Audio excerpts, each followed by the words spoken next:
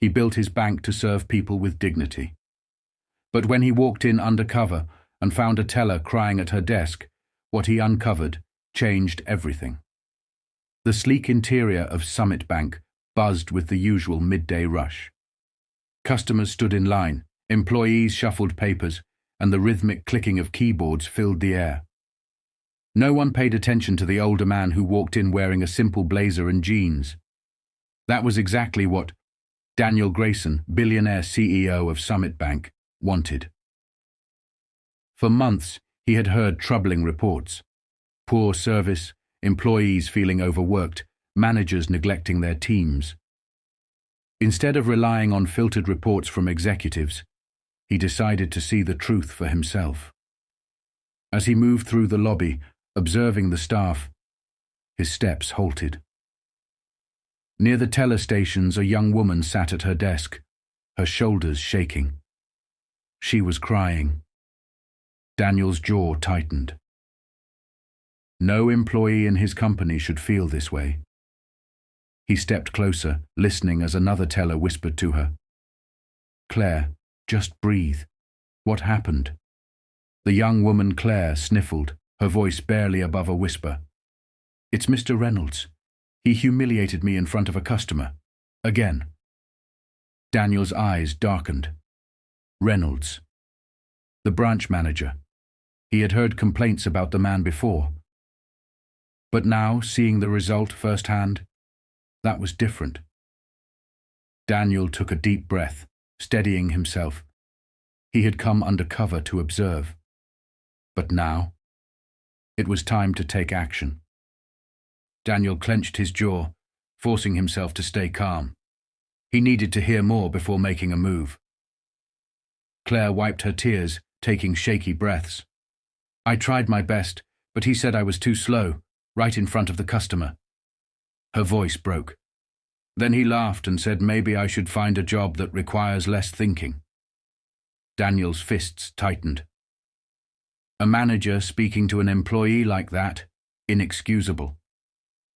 The other teller, a woman in her 40s, sighed. "Claire, you should report him."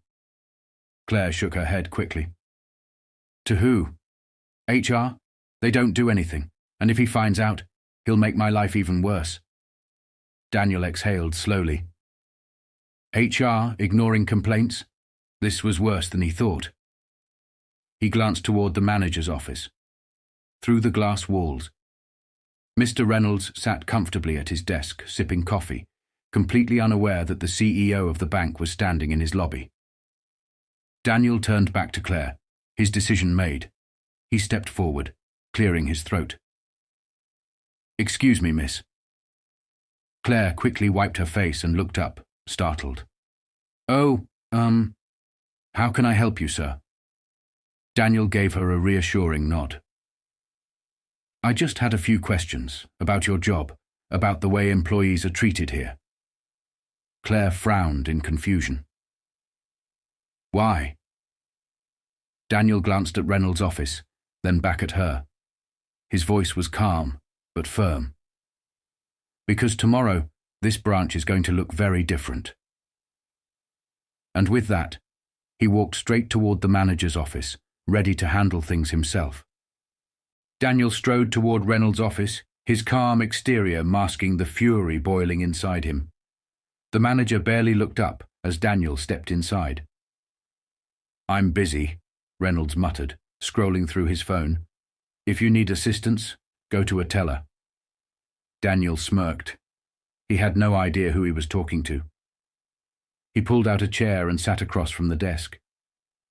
"Actually, I'd like to talk to you." Reynolds finally looked up, irritation flashing in his eyes. "About what?" Daniel leaned forward. "About how you treat your employees." Reynolds scoffed. "Oh, great. Another customer who thinks they know how a bank should be run." He leaned back, smirking. "Look, kid, I don't have time for this." Daniel raised an eyebrow. "Kid." This man was about to regret everything. He pulled a sleek black card from his pocket and slid it across the desk. Reynolds frowned and picked it up. The moment he read the name, his face drained of colour. Daniel Grayson, CEO of Summit Bank. Silence. Reynolds swallowed hard. Sir? Daniel crossed his arms. I spent the morning listening to my employees. And what I found? His voice dropped to a dangerous calm. Is unacceptable. Reynolds shot up from his chair. Sir, if I had known... Daniel held up a hand. That's the problem. You only respect people when you think they have power. He nodded toward the lobby. But the people out there, they matter. And you've been treating them like they don't. Reynolds stammered. Sir, please. You're fired. The words were final. No negotiation, no second chances. Security had already arrived. Within moments, Reynolds was escorted out, his reign of toxicity over. Daniel took one last look at the office before stepping back into the lobby. Every employee was watching, holding their breath, waiting. He met Claire's stunned gaze and gave her a small nod. Things are about to change. And for the first time in a long time, they believed it. 1 week later, Daniel stepped into the newly restructured branch, scanning the floor. The tension that once filled the air was gone. Employees moved with purpose, customers were greeted with warmth, and the fear that had once lingered in their eyes had disappeared. Claire, now standing at the assistant manager's desk, caught sight of him and rushed over. Her posture was different, stronger, more confident. Mr. Grayson, she said with a smile, you actually came back. Daniel smirked. Told you I would. She exhaled, shaking her head. It still doesn't feel real. After what happened, we all thought corporate would just replace Reynolds with someone just like him. But instead, we got promoted. The whole team got a raise. Daniel nodded. Because good employees deserve to be valued, not bullied. Claire hesitated, then said, I almost quit, you know. I thought no one cared. But you changed everything.